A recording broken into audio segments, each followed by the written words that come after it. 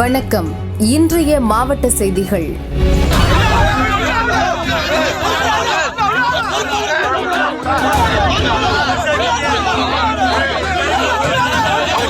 மாசி தேரோட்டத்தில் காசி விஸ்வநாதர் உலகம்மன் தனித்தனி தேர்களில் வீற்றிருக்க தேரோட்டம் நடைபெறும்.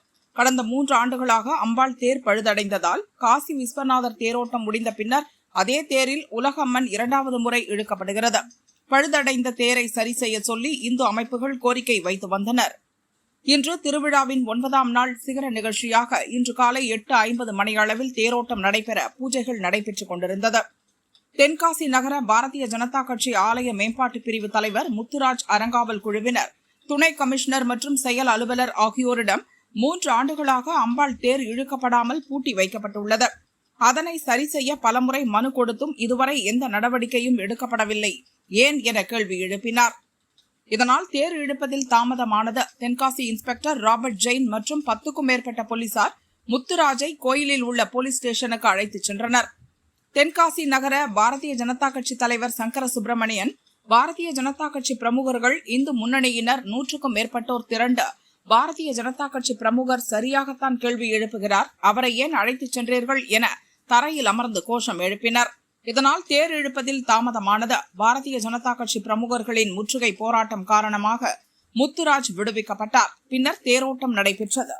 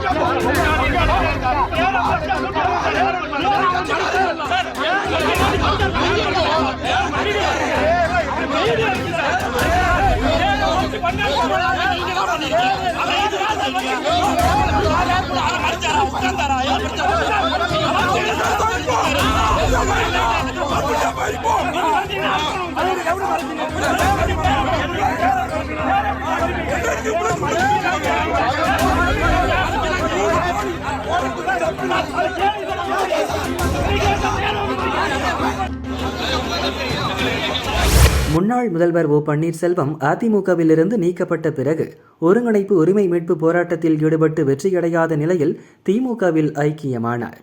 அவரது சொந்த ஊரான பெரியகுளம் அக்ரஹாரத்தில் உள்ள அவரது இல்லத்தில் நுழைவாயில் கேட்டில் பொருத்தப்பட்டிருந்த இரட்டை இலை சின்னம் அகற்றப்பட்டதோடு வீட்டில் அதிமுக கலரும் மாற்றப்பட்டு திமுக கலருக்கு மாறியது. பெரியகுளம் பகுதியில் பயன்படுத்தப்படும் அனைத்து கார்களிலும் இருந்த ஜெயலலிதா படம் நீக்கப்பட்டு ஸ்டாலின் படம் பொருத்தப்பட்டுள்ளது.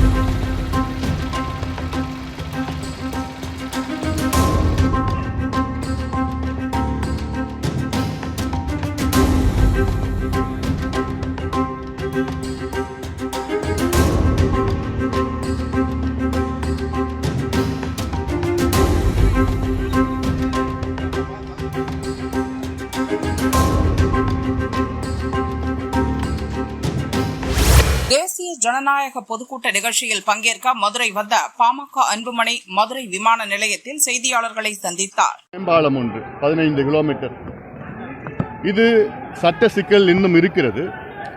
இதை எதிர்த்து ஒருத்தர் வழக்கு போட்டார். இந்த திட்டம் எப்படின்னா மொத்தம் 15 கிலோமீட்டரு, இதில் ஒரு கிலோமீட்டரும் வந்து 87 கோடி தான் வருது ஒரு கிலோமீட்டருக்கு. ஆனால் அந்த திட்டம் 2100 கோடிக்கு அது வந்து அடிக்கல் நாட்டியிருக்கிறாங்க. இதில் இன்னொருத்தர் வந்து 700 கோடி குறைவாக போட்டிருக்கார் டெண்டரில். அவரை வந்து வேணுமே நீக்கிட்டாங்க. நிறைய ஊழல் நடந்துட்டு இருக்கு. இது வந்து விசாரணை நடத்தணும், சிபிஐ விசாரணை நடத்தணும். இல்லை, அதாவது அரசுக்கு மக்களுக்கு இழப்பு வந்து கிட்டத்தட்ட 800 கோடி இழப்பு ஒரு திட்டத்தில். அவ்வளோ கோடி கணக்கில் கொள்ளடிச்சிட்டு இருக்காங்க. அதனால் தமிழ்நாட்டு என்டிஏ மிகப்பெரிய வெற்றி தமிழ்நாட்டில் பெறும். 200 தொகுதிகளுக்கு மேல் நாங்கள் வெற்றி பெறுவோம், உறுதி ஆயிடுச்சு அது. ஏன்னா திமுக மீது மக்கள் வந்து சாதாரண கோபம் கிடையாது. எல்லாத்துலேயும் தோல்வி அடைஞ்சிட்டாங்க. விளம்பரத்தில் மட்டும்தான் 1ஆவதுல இருக்கிறாங்க. சமூக நீதியில் தோல்வி அடைஞ்சிட்டாங்க. நீர்ப்பாச திட்டங்கள் தோல்வி அடைஞ்சிட்டாங்க. காவிரி குண்டார் திட்டம் என்ன ஆச்சு? இடஒதுக்கீடு எல்லாத்துலேயும் தோல்வி அடைஞ்சிட்டாங்க. தொழிலில் தோல்வி அடைஞ்சிட்டாங்க. கடனில் முதல்ல இருக்கிறாங்க. அதாவது உத்தரப்பிரதேச மாநிலம் வந்து பார்த்திங்கன்னா 24 கோடி மக்கள் வாழ்ந்து கொண்டிருக்கின்றார்கள். இந்தியாவிலே அதிக மக்கள் தொகை உள்ள மாநிலம் உத்தரப்பிரதேசம். தமிழ்நாட்டில் 8 கோடி தான். ஆனால் உத்தரப்பிரதேசை விட அதிக கடன் வாங்கியிருக்கிற மாநிலம் தமிழ்நாடு. உத்தரப்பிரதேசை விட அதிக வட்டி கட்டுகின்ற மாநிலம் தமிழ்நாடு. மகாராஷ்டிராவை விட அதிக கடன். ஏன்னா மகாராஷ்டிரா தமிழ்நாட்டை விட பெரிய மாநிலம், வளர்ச்சியிலையும் சரி, தொழிலையும் சரி, மக்கள் தொகையிலையும் சரி. அப்போது நீங்கள் கடனை எதுக்கு வாங்குறீங்க? வாங்கி என்ன பண்ணீங்க? கடந்த ஓராண்டு 1,84,000 கோடி கடன் வாங்கியிருக்கிறாங்க. அதில் வெறும் 51,000 கோடி தான் மூலதன செலவு, கேபிட்டல் எக்ஸ்பெண்டிச்சர். மீதி 1,33,000 கோடி என்ன பண்ணீங்க? மத்திய அரசும் மாநில அரசும் இணைந்து செயல்பட்டால் நிறைய வளர்ச்சி வரும், தமிழ்நாட்டுக்கு வரும். அதுதான் எங்களுடைய எண்ணமும் இருக்குது. ஏன்னா மத்திய அரசு எதிர்ப்பு போக்கு ஒன்று இருந்ததுன்னா எதுவும் கிடைக்காது, எந்த பிரச்சனையும் வரும். இவங்க ஏதோ அவங்கள மத்திய அரசை வந்து ஒரு எதிரி மாதிரி நினச்சிக்கிட்டு எதிர்த்து எல்லாத்தையும் எதிர்த்து அரசியல் பண்ணிகிட்டு இருக்கிறாங்க. அரசியல் பண்ணணும்னு சொல்லி பண்ணிகிட்டு இருக்கிறாங்க. வளர்ச்சி வேணும், கட்டமைப்புகள் வேணும், அடிப்படை கட்டமைப்புகள் வேணும், எல்லாம் வேணும். அதெல்லாம் ஒரு இணக்கமாக இருந்ததுன்னா தான் கிடைக்கும். அதனால தான் எங்கள் கூட்டணிக்கு நிச்சயமாக வாக்களிப்பார்கள்.